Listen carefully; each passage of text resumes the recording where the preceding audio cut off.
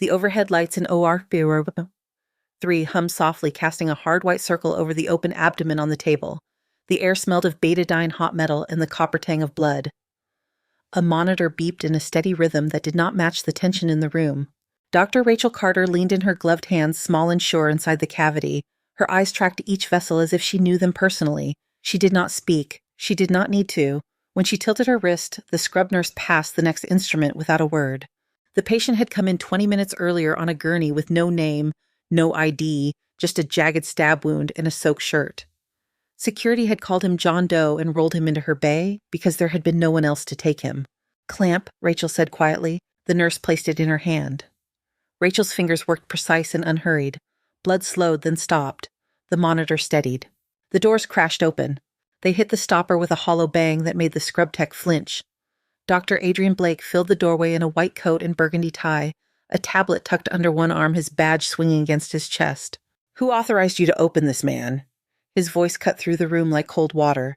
The anesthesiologist glanced up, then down again. Nobody answered. Rachel did not look away from the wound. He was hypotensive and unresponsive. Ultrasound showed free fluid. He needed a laparotomy. "I did not ask for your opinion," Adrian said. He stepped closer, looking past her hands, not at them. "You are a first-year attending here. You do not touch an unidentified trauma case without my say-so." "Dr. Carter saved him," the scrub nurse murmured, then stopped when Adrian's eyes flicked to her. Rachel placed a neat suture, her movements calm. He was losing his blood pressure. There was no time to wait. Adrian's mouth twisted. "How long have you even been operating, Dr. Carter?" 15 years, she replied. The room felt smaller, the air thicker. 15, he repeated, a thin smile appearing. "What did you do, practice on mannequins on YouTube?" A few strained chuckles broke around the room, more reflex than humor. The anesthesiologist adjusted a drip just to have something to do. The scrub tech stared down at the metal tray, jaw tight.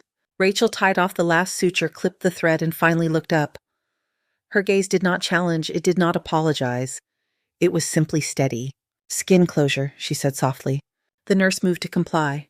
Adrian glared at the nameless man on the table, then at Rachel. "We will discuss this when you are out of my operating room." He turned and walked out the door, swinging in his wake. For a moment, only the monitor spoke. Then the room remembered how to breathe. Outside the corridors of St. Matthew Medical Center stretched in long fluorescent lines.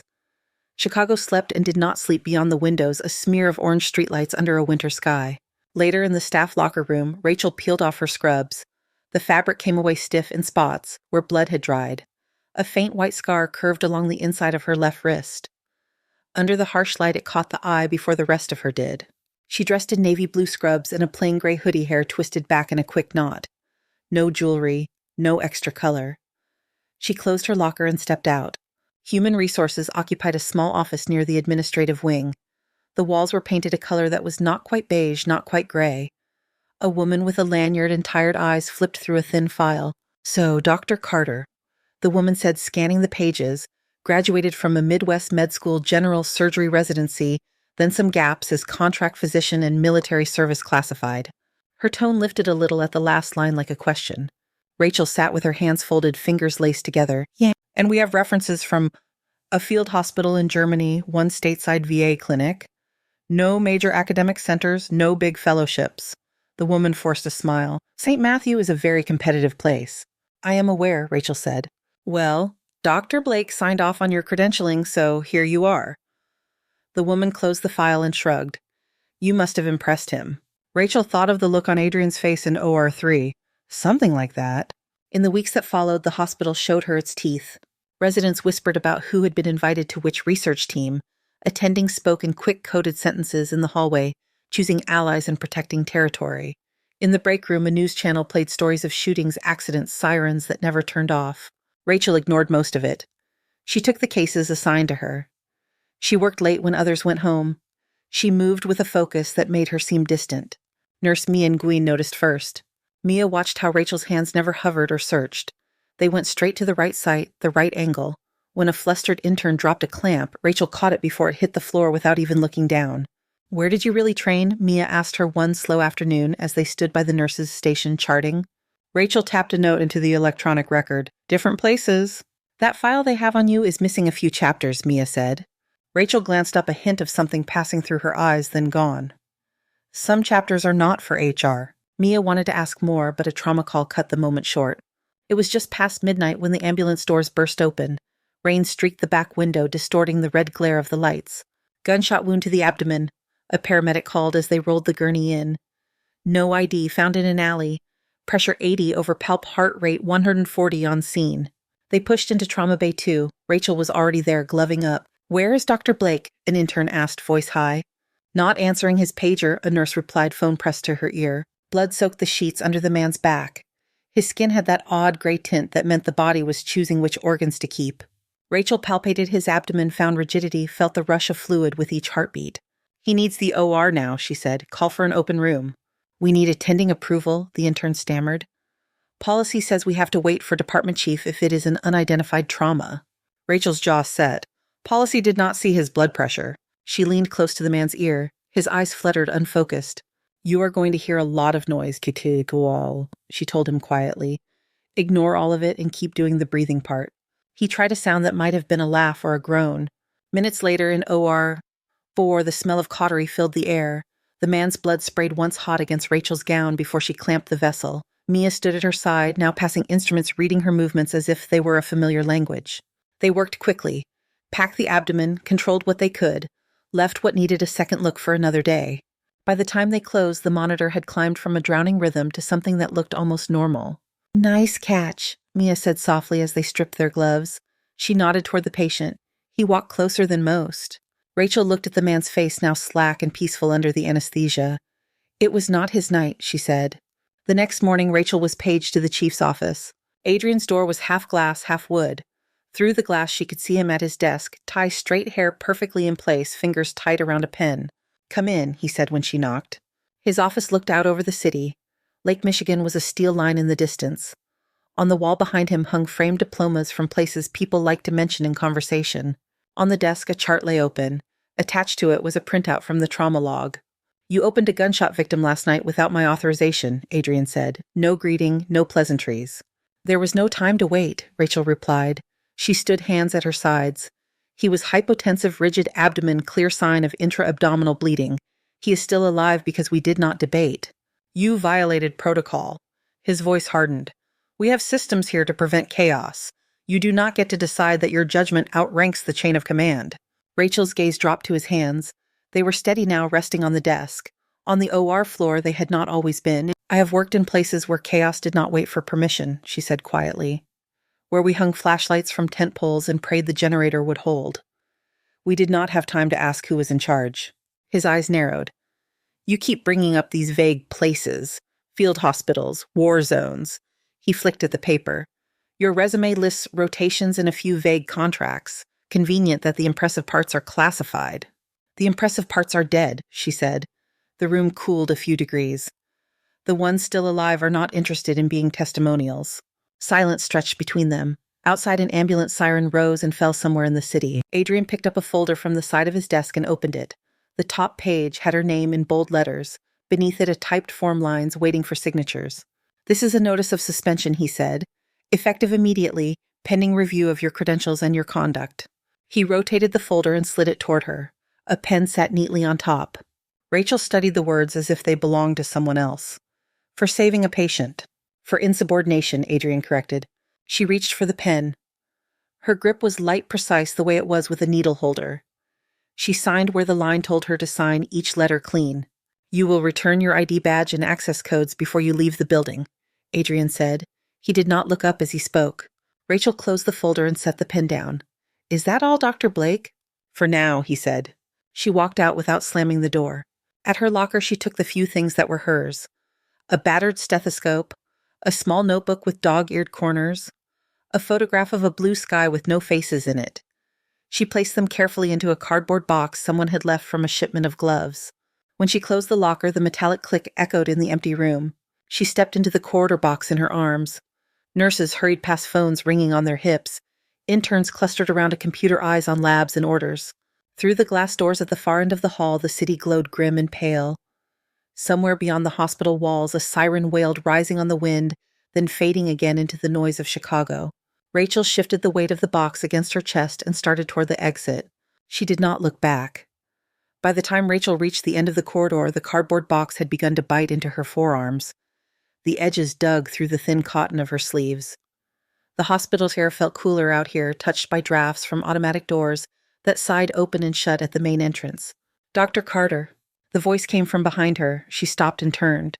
Mia Nguyen jogged up the hall, her ponytail slipping loose under a disposable cap, a half-finished cup of coffee in her hand. Dark circles smudged the skin beneath her eyes, but there was a quickness there that fatigue had not managed to dull. "You are really packing up," Mia said, a little out of breath. Rachel shifted the box. Inside, the stethoscope knocked against the side with a dull clack. "Apparently I am." "You signed it." "There was a line for my name," Rachel said. "I put it there." Mia looked at her for a long moment. The overhead lights reflected in her irises, turning them almost glassy. "He's wrong about you." Rachel glanced toward the sliding doors at the far end of the corridor. Beyond them, she could see the faint impression of the street smeared by tinted glass. Being right about me was not in his job description. Mia opened her mouth, then shut it again. A small muscle worked in her jaw. She took a sip of coffee that had probably gone cold an hour ago. The hospital speakers crackled before either of them could say more. "Attention all clinical staff, mass casualty incident reported, all available personnel to emergency, repeat, mass casualty incident reported, all available personnel to emergency." The announcement rolled down the hallway, bouncing off painted walls and polished floors. A second later, the code siren began to pulse low and insistent in time with the overhead lights that started to flash amber at each intersection. A resident sprinted past them, almost clipping Rachel with his shoulder. Another nurse phoned to her ear, mouthed "explosion" as she hurried by. The air seemed to thicken with movement. Mia turned toward the noise, toward the elevators that would drop her to the emergency department. Her gaze flicked back to the box in Rachel's arms. "You cannot," Mia said. The words came out sharper than she meant. "You know what he will do if he sees you in a room." The box felt suddenly heavy and wrong in Rachel's hands, like a prop she had agreed to carry in someone else's play. Down the hall, a gurney rattled in wheels, complaining on the tile. Someone was shouting vital signs. Someone else was crying. The smell of smoke, faint but distinct, rode in through the automatic doors each time they opened. Rachel stared at the doors a heartbeat longer. Then she set the box down neatly beside a linen cart and straightened. "Mia," she said. "What?" "Where is your spare pair of scrubs?" Mia's mouth tilted despite everything. She thrust her coffee into Rachel's hands and began ripping at the ties of her disposable gown. In the stairwell, the sound of the hospital changed. Above it had been fluorescent hum and distant monitors. Here, as they descended, voices ricocheted off concrete, overlapping urgent. By the time they pushed through the door into the emergency department, the air was thick with antiseptic sweat and the metallic sweetness that always followed blood. Every bay in the ER seemed full. Patients lay on gurneys in the hall and chairs against the wall on the floor where there was space. Some were wrapped in soot-stained blankets.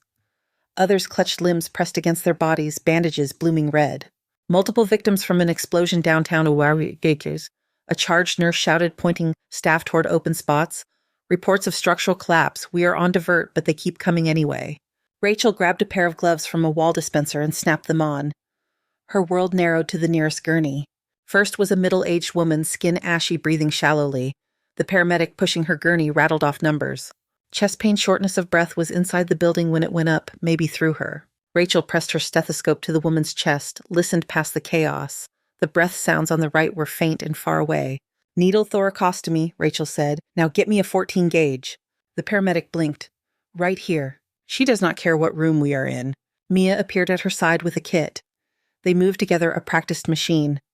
Alcohol landmarks needle. A hiss of trapped air escaped as the catheter slid home. The woman's next breath came easier. Color crept back into her lips. "Next," Rachel said. A teenage boy sat on another gurney, hands pressed to his abdomen, eyes wide and glassy. Blood seeped between his fingers. When he lowered his hands, she saw the entry wound the way the fabric tented near his flank. She palpated his abdomen. Guarding, consistency like a waterbed, internal bleeding. "Type and cross," she said, voice level. "Send him up to OR2. He is not going to wait well." The boy grabbed at her wrist. His fingers were cold and slick. "Am I going to die?" "Not if you keep your questions short," Rachel answered. She squeezed his hand once hard enough to anchor him. "Give your energy to breathing." He tried to laugh, choked instead. Orderlies wheeled him away. A child came in next, 8 or 9 years old, hair matted with ash. Each breath came with a high-pitched wheeze. Her chest barely moved. "Strider," Mia said, already pulling equipment toward them. Rachel held the girl's chin, looked into eyes that were too big and a face smudged gray.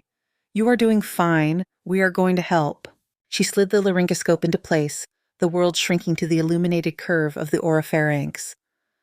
A moment of resistance, then the vocal cords appeared pale and trembling. The tube went through on the first pass. The wheeze turned into the soft whoosh of air through plastic. Around them, chaos continued. Stretchers collided, monitors beeped their disapproval. The overhead speaker called for more staff who were not there. Dr. Blake is supposed to be coordinating this, Mia muttered as they moved away from the intubated child. Do you see him anywhere? Rachel glanced toward the far end of the department where the glass doors to the ambulance bay opened and shut. No sign of Adrian. He will be here, she said. He arrived 10 minutes later, white coat flaring as he strode in, followed by a knot of administrators. His hair was still perfect. His eyes were not. What is she doing here? He demanded the second he saw Rachel leaning over another patient. The room did not pause this time. There was no space for indignant silence. Working, Mia said without looking up from the line she was placing. Same as the rest of us. Adrian snapped his fingers at a nearby security guard. Get her out of here. She is suspended. The security guard looked between Rachel, who was compressing a lacerated artery with both hands, and Adrian, whose voice was climbing with each word. He hesitated. Before he could decide, another gurney shot through the doors. This one had 3 paramedics around it instead of 2. An oxygen bag pumped rhythmically at the head. The man on the stretcher wore torn tactical pants and a dark shirt ripped open to expose dressing soaked through. His hair was clipped close, his forearms roped with muscle. Male 30s, the lead paramedic called. Blast injuries, probable penetrating trauma to the abdomen, found near the epicenter. Federal identification. He is priority 1. The words rippled through the nearest cluster of staff. Take him to OR1, Adrian said, already moving after the gurney. I will handle this. Rachel watched the man's face as they rushed past. Even under the oxygen mask, there was something about the set of his jaw, the scars that marked his knuckles, that spoke of a life spent walking toward danger instead of away from it. For a heartbeat, she saw not a hospital corridor, but the inside of a helicopter, red lights flashing over bodies strapped to stretchers. Rotor wash had smelled like hot sand back then. Dr. Carter, Mia said. Rachel blinked and the ER returned to Mia. Mia nodded toward the patients that still filled the bays. We have plenty of work that is not priority 1. They bent back over their tasks. Upstairs, the lights in OR1 were the same harsh white as every other operating room in St. Matthew. They made no allowance for the difference in what lay on the table. Adrian stood scrubbed and gowned, hands held out in front of him as the circulating nurse tied his back. His jaw was set so tight that the muscles jumped. Let us open, he said. The first incision went well enough. The skin parted, then the fat, then the fascia. Once he entered the abdomen, the illusion of control ended. Blood pooled in the wound faster than suction could clear it. Shards of metal glinted among shredded tissue. The smell grew heavier, almost sweet, as if the air itself were thickening. Suction, Adrian snapped. Retract. I cannot see. The scrub tech moved hands quick, but the field did not clear. Somewhere under that red, a major vessel was leaking life onto the table. The anesthesiologist called out numbers from behind the drape.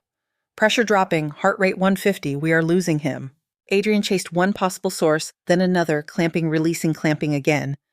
Each move dug him deeper into confusion. His glove slipped once on slick tissue. His hand jerked. For a second, the suction wand grazed the pulsation of the aorta. Everyone in the room froze. Careful, the anesthesiologist hissed. Adrian's breathing turned shallow. A fine tremor began at his wrist and crept up his arm. I need more light, he said. The lights were already as bright as they could go. The monitor alarm shifted pitch, turning shrill. The green line danced faster, then shorter. The blood pressure numbers crawled downward. Behind the glass of the observation window, a small knot of staff had gathered.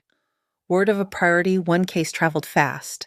Faces pressed, close eyes fixed on the man who should not be dying, but was. Among them, Mia stood with her arms wrapped around herself. At her side, Rachel watched the scene unfold below. She saw the pattern in the bleeding, the way it flooded one quadrant more than the others. She saw where Adrian kept looking and where he did not. She knew from the tilt of his shoulders that he was guessing now. He is searching in the wrong place, Mia said under her breath. Rachel's fingertips pushed into the metal railing until her knuckles blanched.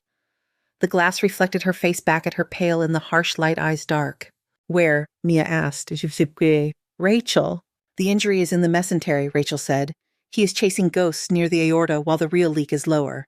Then tell him. He will not listen. Then do something else. The monitor down below emitted a long continuous tone before settling back into jagged peaks. The anesthesiologist's voice cut through. We are at 60, systolic and dropping. If we do not get control of this in the next 2 minutes, he is gone. Adrian looked up, eyes searching the observation window as if salvation might be staring back at him. It was. Rachel was already moving. She hit the stairs at a run, Mia right behind her.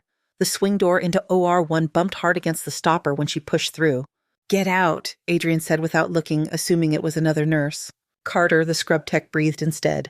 Rachel stepped to the edge of the field, hands held away from her body, fingers spread.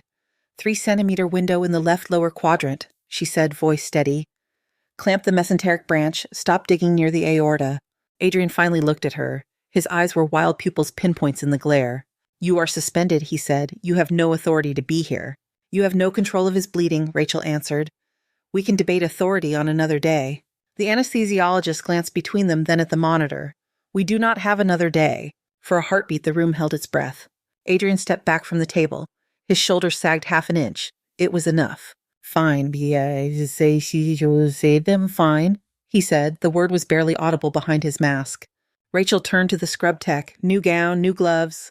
They moved fast. Blue paper ties pulled tight latex, snapping at her wrists. When she stepped up to the field, the blood smell wrapped around her like an old coat. The anatomy of a torn abdomen under blast conditions was not new to her. It was the same story written in different handwriting. She followed the flow, not the chaos. "Retract here," she said. "Suction there. Do not touch this plane." Her hands moved with an economy that made time stretch. She found the leaking branch, compressed it with her fingers, felt the pulse diminish. "Clamp," she said. The clamp fit where her fingers had been. She tied off the vessel, then checked the rest of the field, her eyes sweeping for hidden betrayals. Slowly, the red pool on the table stopped widening.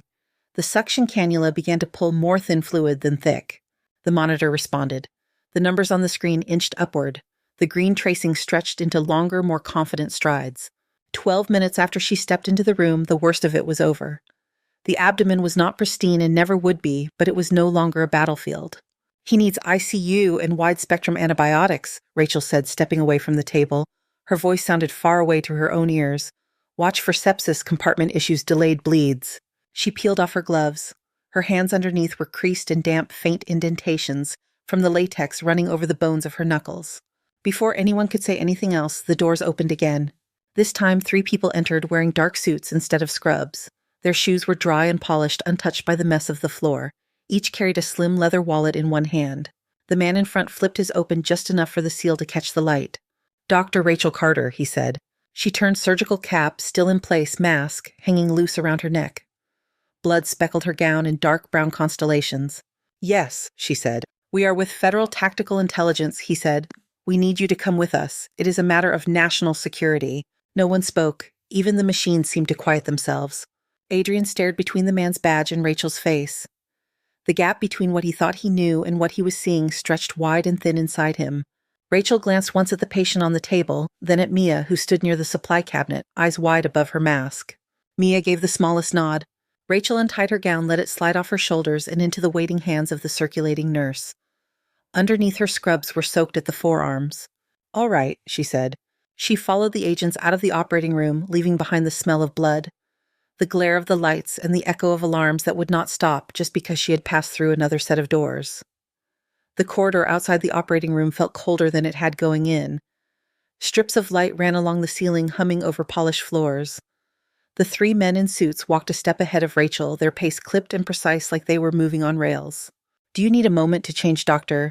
the lead agent asked without slowing. Rachel glanced down at herself. Her scrubs were stiff with drying blood. Someone else's, not hers. "No," she said. "If there is time for that, there is time for another surgeon." He gave the smallest nod as if that was the answer he expected.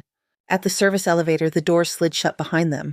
The agent pressed a keycard to a hidden panel, then hit a button at the bottom of the column. The car began to descend deeper than the parking levels. "Name is Carter, correct?" the agent behind her said. "That is what they call me," she replied. The man in front smiled faintly at the closed doors.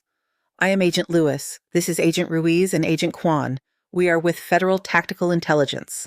"That is what you told the chief of surgery," Rachel said. "You did not tell him why." Lewis's eyes met hers in the reflection on the steel doors. "We have an operative in critical condition. We have neurosurgeons. We do not have you." The elevator chimed and opened into an underground corridor she had not known existed beneath St. Matthew. The air here smelled different, less of disinfectant and more of sealed concrete and machine oil. They walked past a pair of armed security officers who took in Rachel's bloody scrubs with a flick of their eyes and nothing more. A black SUV waited in a loading bay.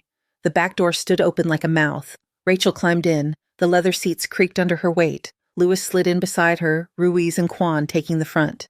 They pulled out into the night. Chicago moved past the tinted windows in streaks of light and shadow. Sirens flared somewhere in the distance, different from the hospital alarms, yet made of the same notes. Streetlights painted the wet pavement in bands of gold. Explosion downtown, Ruiz said from the front, watching traffic part for them. Office building lower floors, still getting information. Rachel rested her forearms on her knees. The dried blood cracked in thin lines when she shifted. How many? She asked. Too many, Lewis said quietly. They drove without the radio on. No one tried to fill the silence.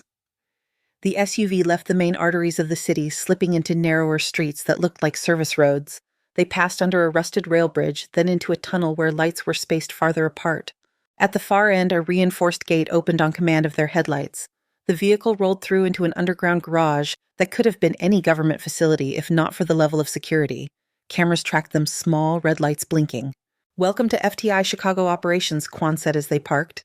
Inside the building was all sharp lines and muted colors. The floors were too clean to have seen many gurneys. Rachel's shoes left faint prints as she walked. They brought her through a series of checkpoints that asked for badges she did not have. Each time an agent presented credentials. Each time the door opened. Finally, a set of double-glass doors parted to reveal a room that looked like the inside of a television news story.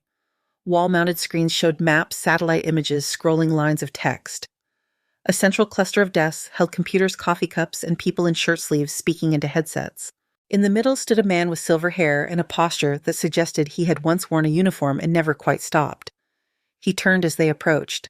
"Dr. Carter," he said. His voice held recognition. "It has been a while." Rachel stopped a few feet away. Under the bright monitors, the lines at the corners of his eyes were more visible than she remembered. "Director Morgan," she said, "I see you found another windowless room." Caleb Morgan smiled, and for a moment the command center felt less like a machine. "Some of us take comfort in familiar things." He gestured toward a side door. "Walk with me." The briefing room was smaller, quieter. One wall was taken up entirely by a screen showing a CT scan in grays and whites. A spine arched across it like a pale bridge. Near the middle, at the level of the mid-back, small bright specks glowed where they should not. Caleb followed her gaze. "That is Agent Ethan Ward," he said. "Field operative, 12 years on the ground. He was running an extraction in East Africa 2 weeks ago. Took 2 rounds from an old rifle that should have been in a museum." He tapped a control. The image shifted, highlighting the area around the thoracic vertebrae. One bullet grazed the lung. Our people patched that. The second fragmented. Pieces lodged here near T7, millimeters from the spinal cord. Rachel stepped closer. The segments flickered as the projection moved through slices of tissue. She traced the path without touching the screen. "Who operated the first time?" she asked. "Local surgeons under our supervision, Caleb Caleb said. "It was a stopgap. We stabilized what we could. We did not have the tools there to do this part." "How long has he been like this?" "Too long," Caleb said. "We flew him in as soon as he was cleared for transport. Then the explosion happened. His condition has deteriorated. If we do not remove those fragments soon, he loses his legs at best. At worst, he does not make it off the table." "Your neurosurgeons are not confident," Rachel said. "They are very confident that the margin for error is smaller than their experience," Caleb answered. "We ran through the names. Only 3 surgeons in the country have done this under comparable conditions." He looked at her, not at the scan, and 2 of them are retired. She let the implication settle. Her fingers curled loosely at her sides. "You have done this before," he continued. "Kandahar, Mosul. Old names, old heat. Another tent, another generator, another man on a table asking, with his eyes, if he would still walk when the morphine wore off. Underfoot the tile felt more solid than packed earth ever had. "What is his neurostatus now?" she asked. "Weakness in both legs," Caleb said, increasing. "Pain in the thoracic region, intermittent loss of bladder control. The window is closing." Rachel studied the scan one more time. "I will need a team," she said. "You can pick anyone," Caleb replied. "Ours, yours, a mix." "My scrub nurse is Mia Nguyen," Rachel said. "St. Matthew, I want her." Caleb nodded. "Done." Rachel hesitated, then added, "And I want another surgeon." "We have people," Caleb said, "spine specialist, vascular." "I know," Rachel said. "Bring me Dr. Adrian Blake." Caleb's brows lifted. "The same Dr. Blake who suspended you this morning." "He is skilled when he is not trying to protect his title," Rachel said. "He knows the hospital, he knows the pressure. I will need another pair of hands that can take instructions." Caleb studied her face. "Is this about giving him a chance or about taking his away?" It is about not wasting good hands, she answered. He accepted that and turned to Lewis, who had been standing against the wall like part of the furniture. Get them both, quietly. Lewis nodded and left. Caleb gave Rachel a long look. You have not slept, he said. Not properly in about 15 years, Maya, she said. Do you have a place I can scrub and change? He pointed her toward a door on the other side of the room. There is a locker room through there, he said. We will have new scrubs waiting. We already have your size on file. She paused at the doorway. Of course you do. Mia was halfway through documenting a chart when two men in suits stepped up to the nurse's station. She did not look up at first. The words on the screen were swimming slightly. Excuse me, Nurse Nguyen, one of them said. The formal tone made her lift her head. They showed her badges fast enough that she saw Federal and Intelligence without catching all the letters in between. Is there a problem with one of my patients? She asked. No, the taller one said. We have been asked to bring you in to assist with a procedure. At this hour, she said. Here. Not here, he replied. You will be returned when we are done. Mia's fingers tightened on the edge of the desk. Is Dr. Carter involved in this? The men exchanged a glance that was answer enough. In his office, Adrian sat alone with the suspension folder open in front of him. Rachel's neat signature stared back from the bottom of the page. He had read it twice already, as if something in the curve of the letters might offer an alternate explanation. The knock on his door was sharp. We are closed, he said, not looking up. The door opened anyway. Two strangers stepped inside suits, crisp expressions neutral. Dr. Blake, the one nearest asked. Adrian stood out of habit. Yes.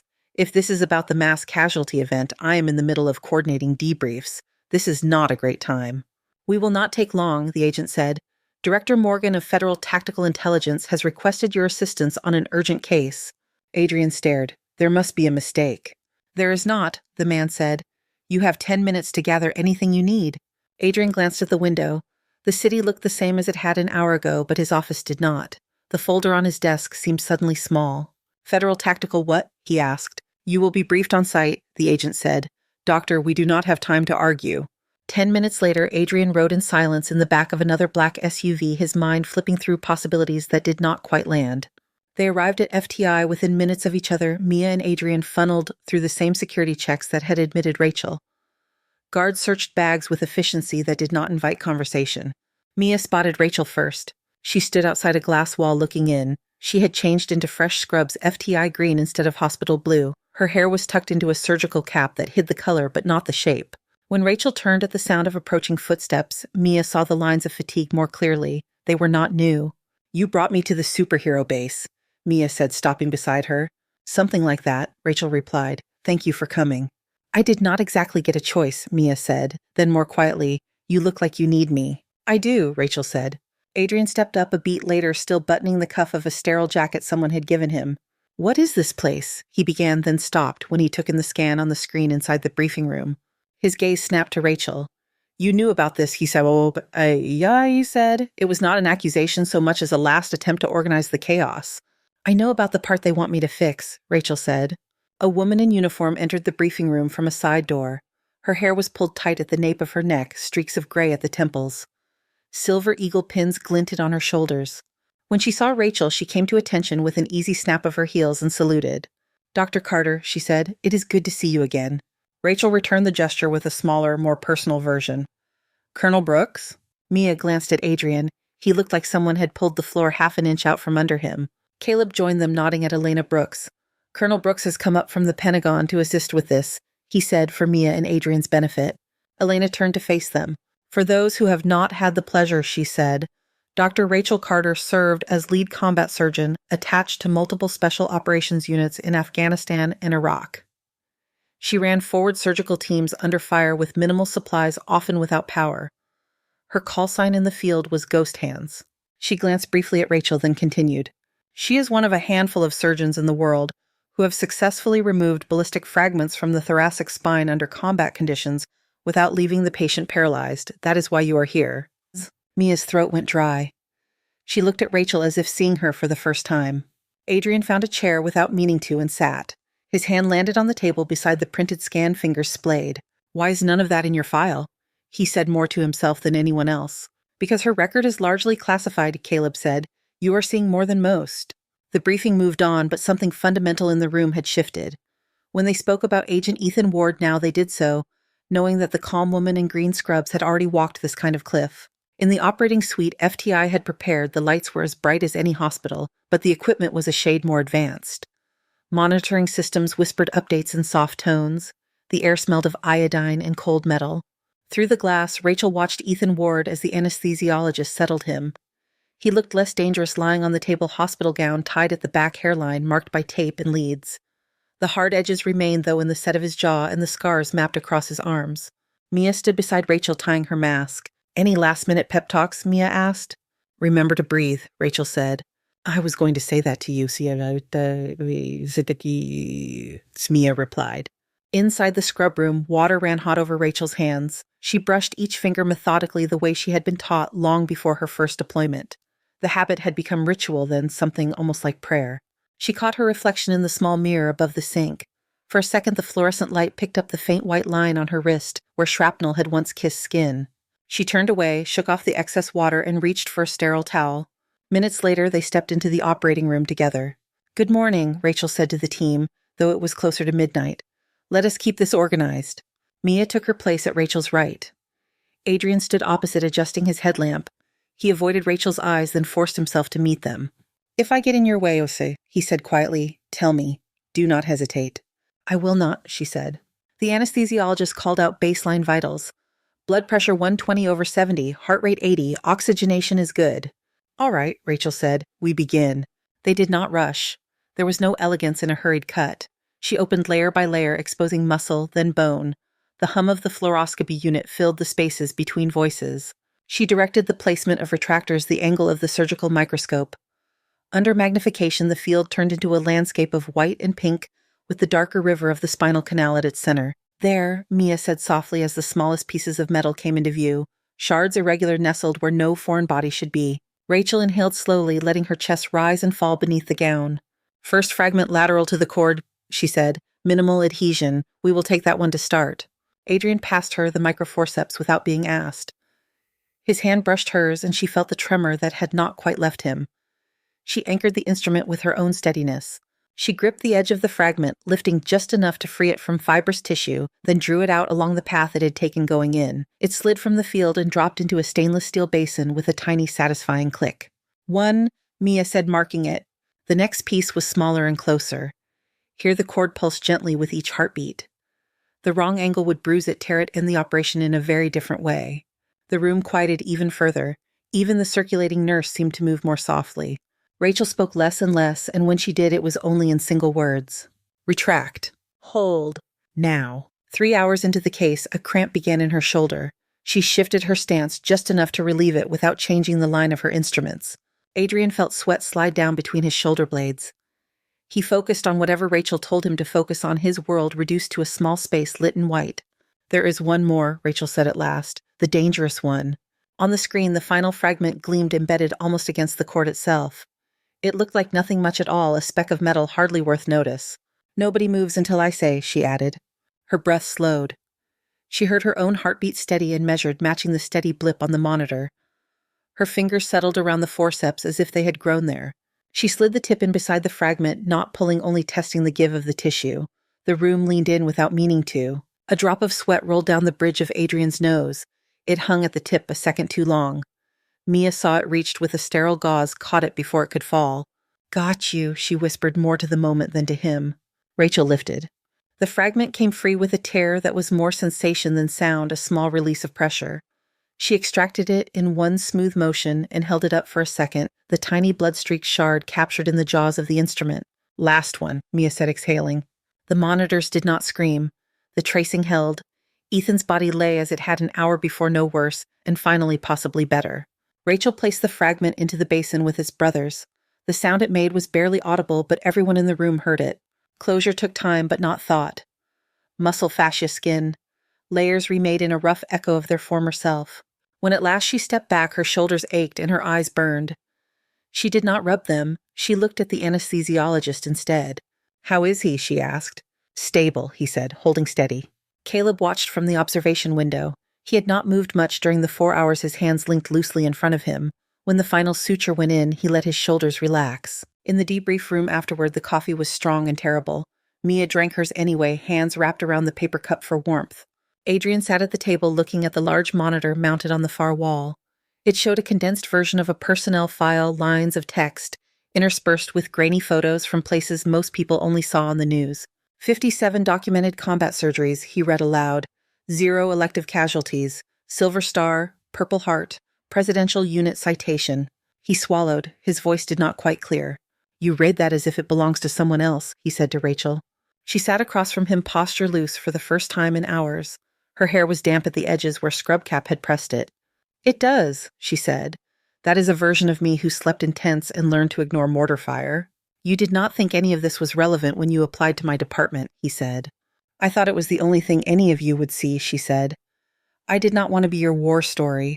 I wanted to hold a pager and complain about cafeteria coffee like everyone else. Mia smiled around the rim of her cup. You do complain about the coffee, she said. Not enough to blend in, Rachel said. Caleb stepped into the room, closing the door behind him. He carried a folder in one hand, different from the ones he had shown before. Agent Ward is in recovery, Siku, he said. We will not know the full result for some time, but the initial exam is promising. Mia let out a breath she had been holding. Caleb looked at Rachel. There is something else you should know, he said. He placed the folder on the table and slid it toward her. A photograph paper clipped to the front showed the face of the man Rachel had taken to the operating room from Trauma Bay 2 at St. Matthew. Cleaner alert, wearing a collared shirt instead of a blood-soaked T-shirt, but undeniably the same man. You remember this patient, Caleb said. Rachel touched the corner of the photo with one fingertip. He did not tell me his name, she said. That is because he could not, Caleb replied. You had him intubated in under 5 minutes. He tapped the name printed beneath the photo. Agent Daniel Ross, he said. Partner to Ethan Ward. You saved him 3 days ago. Now you have saved his partner too. Rachel stared at the two names together. The timing settled over her neat as a suture. I did not know who he was, she said. You did not need to, Kauiu, Caleb said. You saw what he needed and did your work. She set the folder down gently. Her hands were steady. Morning bled into afternoon at St. Matthew without much notice. The hospital always smelled the same, like someone had tried to bury metal and fear under lemon cleaner. Rachel walked through the main lobby in street clothes, a plain jacket over a t-shirt, hair loose around her face. People passed her without looking twice. Volunteers wheeled patients toward the revolving door. A television mounted near the gift shop ran a news segment on mute, a red banner scrolling across the bottom. She caught her own name in the captions before she saw her photo. Suspended surgeon, linked to secret federal operation. The image on the screen was lifted from her hospital badge. It did not belong up there. Mia appeared at her elbow, a to-go coffee in one hand, an extra one in the other. Her hair was frizzed from a long shift. Her scrubs had a faint line of dried blood near one knee. You saw it, she said, following Rachel's gaze. Hard to miss, Rachel replied. They have been looping it all morning, Mia said. Someone leaked enough for them to guess the rest. Across the lobby, a small cluster of reporters waited near the entrance, cameras held idle for now. One of them spotted Rachel and raised his hand, but a security guard stepped in with a shake of his head. Hospital policy held at least at the door. Administration is in crisis mode, Mia said. They had an emergency board meeting. You were the main agenda item without being in the room. Rachel accepted the coffee. It was hot and bitter, exactly the way she preferred it when she was not tasting it. Where is Dr. Blake? She asked. Being roasted, Mia said. They called him in an hour ago. Boardroom windows looked over the same city as the surgical offices, but from a higher floor. The table was polished wood, the chairs ergonomic and expensive. Adrian sat near the end, not at the head, his white coat folded over the back of his chair like a shed skin. On the screen at the far wall, a paused news clip showed Rachel's badge photo beside grainy footage from some overseas embed. A blurred figure in scrubs was bent over a stretcher in a canvas tent. This hospital suspended a decorated combat surgeon on the same day a federal agency pulled her into an operation, one board member said, reading from a printout. We are already fielding calls from donors. Adrian kept his hands flat on the table so they would not curl into fists. Her record was not available to me, he said. Her file was incomplete. You had enough to know she was competent, another board member replied. Her outcomes, her performance here. You saw her operate yesterday, added the chief medical officer. She saved a federal agent under your roof while you stood there and watched. The words hit with more force than if they had been shouted. Adrian blinked. I am aware of what she did, he said. Are you aware of what you did? The first board member asked. You signed her suspension. The folder lay on the table between them, Rachel's name on the tab. It looked worn already, like something handled too many times. I know exactly what I signed, Adrian said. His voice came out flatter than he intended. If you are asking for my resignation, you will have it on your desk by the end of the day. The room went quiet. The chair at the head of the table, an older woman with steel gray hair and a cardigan over her blouse, regarded him for a long moment. That would be easy, she said. He frowned. Excuse me. Walking away is easy, she repeated. You put your name on that suspension. You created a culture here where paper mattered more than performance. You do not get to step off the stage because it feels uncomfortable now. He swallowed. What are you suggesting? We want you to stay, she said. We want you to fix what you helped build, starting with how we handle emergency authority in this hospital. He stared. The idea of staying sat in his chest like a stone. You think anyone will trust me after this, he said. Then you will have to earn it, she replied. But first you're going to stand up in front of your peers and tell them exactly where you went wrong. Word of the new protocol spread faster than the memos that described it.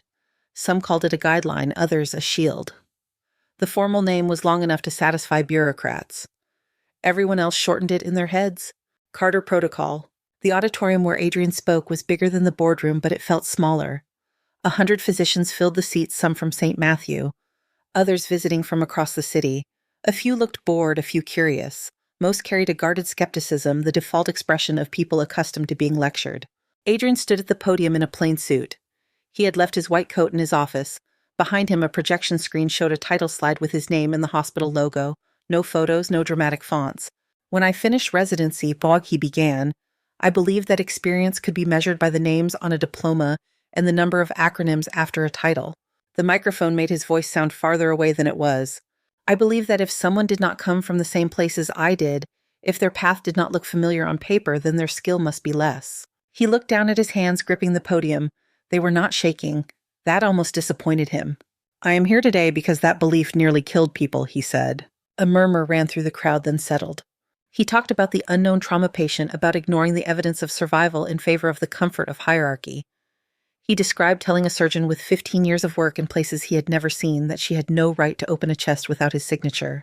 When he mentioned Rachel by name, the auditorium drew a breath together. Dr. Rachel Carter saved more lives in a tent under mortar fire than I have in all my years at St. Matthew, he said. I suspended her because her resume did not fit my narrow idea of excellence. He did not dress it up. He did not add excuses. There were none that mattered. The Carter Protocol is not about glorifying a single doctor, he went on. It is a simple recognition that in a life-threatening emergency, the person at the bedside has to be empowered to act. We cannot keep building systems that punish decisive care and reward delay. He laid out the points as they had been drafted. Any board-certified attending in a critical situation could initiate life-saving interventions without prior approval if specific criteria were met. Documentation and review would follow, but action would not be held hostage to signatures. When he finished, the room was quieter than when he had started. Then slowly people began to clap. It was not the thunderous approval of a triumphant talk. It was a measured, thoughtful acknowledgement. Afterward, a few colleagues approached him. Some offered brief words. Some simply nodded and moved on. He accepted each interaction like a weight he had earned. Rachel did not attend. She read the transcript later, sitting on a bench outside the emergency department with a paper copy Mia had printed for her.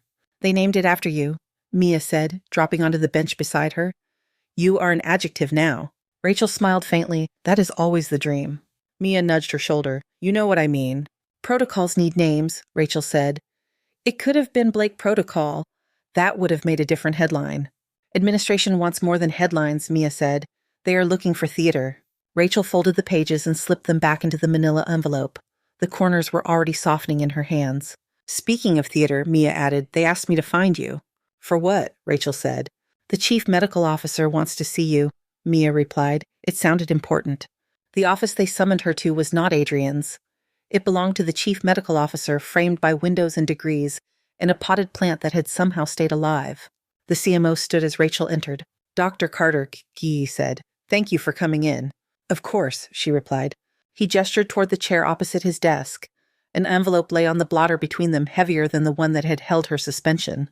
I imagine you have had an interesting week, he said. That is one word for it, she said. He smiled thinly and pushed the envelope toward her. The board has formally rescinded your suspension, VA, he said. There will be a public statement to that effect. They have also approved a new position which we would like to offer you. She did not touch the envelope yet. What position? Director of Emergency Medicine, he said. You would oversee the department's supervised protocols, coordinate with administration on policy. It comes with a salary adjustment, of course, and staff. The words slid across the desk like another set of instruments, clean and polished. "You want me at a desk," she said. "We want you where you can do the most good," he replied. "You have already changed how this hospital thinks about emergency care. In that role, you could shape it more." She finally picked up the envelope. It felt dense. Inside, she knew there would be a formal offer, perhaps a contract, maybe a letter drafted by someone in legal. "May I have time to consider?" she asked. "Take a few days," he said. "We would like an answer soon. There is momentum now. It would be a shame to lose it." The hospital chapel sat off a side corridor on the first floor, tucked between radiology and a conference room. If you did not know to look for it, you could walk past and never notice the small sign. Rachel stepped inside with the envelope still in her hand. The space was simple. Wooden pews, a few stained glass windows that caught the light in narrow beams, a row of battery-powered candles flickering under a ledge. The air was cooler here, quieter, as if the walls had decided not to carry sound so far. She sat near the back. The envelope stared up at her from her lap, ivory against denim. She did not open it. Mia found her there 10 minutes later. She slipped into the pew without a word. For a while they just sat listening to the distant hum of the hospital through the closed doors. "They offered you something big, did they not?" Mia said at last. "Director of Emergency Medicine," Rachel replied. "Apparently I have strong leadership potential." "You do," Mia said. "I have strong feelings about ventilator settings," Rachel said. "That is not the same thing." "You could fix things," Mia said, turning to look at her. "From the inside, you already changed one protocol. Imagine what you could do with a title." Rachel studied the stained glass at the front, the way colored light spilled onto the floor. The window depicted no particular scene, just abstract swirls of blue and gold. "In Helmand," she said quietly, "a soldier grabbed my wrist once while I was putting in a chest tube. He asked me if I was any good." Mia waited. "He was not asking about my rank," Rachel continued. "He did not care what I was called. He just wanted to know if he could trust my hands." She flexed her fingers around the envelope. The paper made a soft crackle. "I came here because I thought a normal hospital would be somewhere I could just use my hands," she said, "not sit in meetings about elevator maintenance." "They are offering you recognition they should have given you from the start," Mia said. "Does that not mean anything?" "It means they noticed," Rachel said. "It does not change what I want my days to look like." Mia leaned back against the pew, exhaling through her nose. "So what do you want them to look like?" Rachel let the question hover between them. Somewhere above a floor buffer whirred along a hallway. Distantly, a monitor alarm chirped, then was silenced. "I want to walk into a room where someone is dying," she said, "and not have to ask permission to do what needs to be done." "You can do that without a title," Mia said. "Exactly," Rachel replied. She set the envelope down on the pew beside her, unopened. The light shifted across the floor as a cloud passed over the sun. The colors on the tiles moved but remained. In the corridor outside, a pager went off on someone's belt, shrill and insistent. Mia heard it through the chapel door and felt her body respond, ready to move. Rachel heard it too. Her hand twitched toward a pocket that did not carry a pager anymore. They sat 1 minute longer, then Rachel stood. "I should go tell them," she said. "You are saying no?" Mia asked. "I'm saying I will be in the emergency department," Rachel said. "If they need a director, they can find someone who wants to be at a desk." Mia watched her reach for the door handle. "You are really going back to the floor like nothing happened," Mia said. Rachel paused, hand on the wood. "Nothing about this is nothing," she said. "But there is still a waiting room full of people who do not care what my title is." She opened the door and stepped back into the fluorescent light. For a while, life at St. Matthew rearranged itself around the same hallways in different eyes. Some people watched Rachel when she walked into a room as if expecting something extraordinary to happen every time she picked up a scalpel. Others avoided her gaze, guilt written in the way they stared too long at clipboards. She took call, she ran codes, she scrubbed in, scrubbed out, and signed her notes. The emergency department hummed the way it always had, full of broken bones, broken hearts, and the ordinary violence of a big city. On the worst nights when the trauma bay filled and the overhead speaker did not get a chance to rest, she moved from stretcher to stretcher with the same quiet focus that had carried her through tents and sandstorms. The new protocol lived in the background, now tucked into charts and policies, but she did not think about it when she worked. It was there in the fact that no one asked her to wait. Time passed. Seasons shifted outside the glass walls. The lake froze and thawed and froze again. 3 years later, the smell of hay and engine oil replaced the tang of hospital disinfectant. The training center sat off a 2-lane highway an hour outside the city. The building had been a barn once. Someone had sanded the wood and poured a concrete floor. The big sliding door now held a painted sign that read Frontline Med in block letters with smaller words underneath. trauma readiness, and field care. Inside, the air held dust and the sharp scent of coffee in a dented metal air. Folding chairs formed a crooked semicircle around a row of plastic torsos and rubber limbs laid out on tables. The windows were open just enough to let in the sound of crickets from the fields. "All right," Rachel said to the 15 people scattered around the room. "Today we are going to talk about bleeding." Her voice carried easily in the converted space. She wore jeans and a dark t-shirt, a faded hoodie pushed up to her elbows. A small patch was sewn near her shoulder, a white outline of a hand on a gray background. Most of the students did not notice it. They were firefighters, in their station t-shirts, a school nurse with a notepad, already open a truck driver whose kid had convinced him to sign up 2 college students in athletic shoes. A volunteer from the next town over sat in the back hat in his lap. Rachel picked up a tourniquet from the table and held it up. "When someone is bleeding fast, you are not going to remember product names," she said. "You are going to see red and a person who is more quiet than they should be." A few people smiled, then sobered. She walked to the nearest dummy limb, a pale foam leg with a deep red groove where a wound would be. "You are going to think about where your hands go first," she said. "You find the source, you go. Above it, you tighten until you cannot tighten anymore. It hurts. That means it is working." She wrapped the tourniquet high on the foam thigh, turned the rod until the fake tissue pressed in. "You are not trying to be gentle," she added. "You are trying to give them enough time to be gentle later." When she offered the tourniquet to the group, a young firefighter stepped forward. His hands were broad and careful. He copied her motions, slower, concentrating. "Again," she said. "Faster." He shrugged reset and did it again. The second time was better. In the back row, the school nurse raised her hand. "What if I'm not strong enough?" she asked. "My arms get tired if I hold grocery bags too long." Rachel nodded. "Then you use your body," she she said. "You lean into it. You use your shoulders, not just your forearms." She stepped closer, showed how to brace the strap against her own hip, how to gain leverage. The nurse tried it, surprise flickering across her face when the strap cinched tight without as much effort. "You will be surprised what you can do when you have to," Rachel said. The morning moved on in a rhythm of demonstration and practice. They applied pressure dressings. They learned to roll a person without twisting the spine. They listened to her explain how to talk to someone who was staring at their own wound as if it belonged to another body. Between drills, she watched them. The way their hands fumbled at first, then found surer paths. The way their shoulders slowly lowered as confidence crept in. Around midday, a car crunched over the gravel outside. Rachel glanced through the open door. A familiar sedan pulled into the makeshift lot. Adrian stepped out, taking in the building with a slow turn of his head. His hair was more gray now.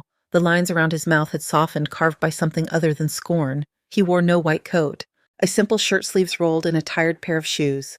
She went back to the group. "We are going to break for lunch," she said. "There is water and something that calls itself food in the cooler. Be back in 30 minutes. The students drifted toward the back of the room. Sandwiches appeared from paper bags. Someone opened the cooler and the sound of ice shifting filled the pause. Adrian waited just inside the doorway until the cluster thinned. Then he approached. "This is not an emergency department, Yishe," he said by way of greeting. "That is very observant," she said. He looked up at the rafters, at the exposed beams, and the old pulley that once hoisted hay bales. The light from the high windows painted dust motes in the air. "You traded a level 1 trauma center for a barn," he said. "I traded fluorescent lights for sunlight," she said. "The coffee is worse." "I doubt that, he said. He stepped closer to one of the practice dummies, touched the fake vinyl skin with the back of his hand. "They listen to you," he said. "They listen because they are the ones who are going to be there when something goes wrong," she replied. "I'm just here on Saturdays." He smiled, then let it fade. "I retired last month, he said. "Officially, they gave me a plaque." "Useful item, Duktim," she said. "It is very heavy, he said. I did not know what to do with that, so I started writing." She raised an eyebrow. "A book," he said. "About leadership? About the way we train doctors to think they are more important than the people they serve. I wanted to ask if I could include parts of your story." Rachel considered him. The barn was quiet now, the students outside, on the grass, or sitting on the low wall near the parking area. "Will it help someone listen faster than you did?" she asked. "That is the hope," he said. Then you can use what you need, she said. Just remember, I was not the only one in those rooms. He nodded. They walked toward a corner where a wooden board hung on the wall. It was new, but already held a gravity that made people lower their voices when they stood near it. In memory of those who healed before they were believed, Adrian read aloud. Below the carved words, a list of names was burned into the wood. Medics, nurses, doctors. Some he recognized from news reports over the years. Some he did not recognize at all. You add to it, Kai, he said. Every year, she replied. Sometimes more often than that. His eyes shone, but he did not wipe them. Thank you for inviting me out here, Yea, he said. I did not, she said. You invited yourself. He laughed a quiet, genuine sound. Thank you for not sending me away then. You are good with your hands, she said. It would be wasteful. Later, when the last student had gone and the folding chairs were stacked against the wall, the barn settled into a different kind of silence. The light dipped toward evening, warm and slanted. Rachel stood at a deep sink near the back, washing her hands. The water ran cool over skin and scar. She rubbed at a faint streak of fake blood lingering near the base of her thumb until it vanished. She turned her wrist, watching the old shrapnel line catch the light. It was pale now, part of her no more separate than the bones underneath. Outside, a siren floated across the fields. Not close, not urgent to her, just a thin, rising and falling thread, carried from the highway. She closed her eyes for a moment and listened. Someone was having a very bad day out there. Someone else was driving toward them, lights flashing, hands on the wheel. They will have someone, she said softly to the sink, to the empty air, to whoever might be listening. On the workbench beside the sink lay a pair of surgical gloves neatly folded, and the gray patch she sometimes forgot to take off her hoodie. The white outline of a hand looked up at the ceiling. She turned off the tap. The last drop slid from her fingers and disappeared down the drain. When she walked back across the wide-open floor, her footsteps echoed once, then blended into the settling wood of the old barn and the distant sound of the siren fading into the evening. Thank you so much for listening to today's story. If this story resonated with you or made you reflect, I'd love to hear your thoughts, so feel free to share them in the comments below. And don't forget to like, subscribe, and hit the notification bell so you won't miss the next story.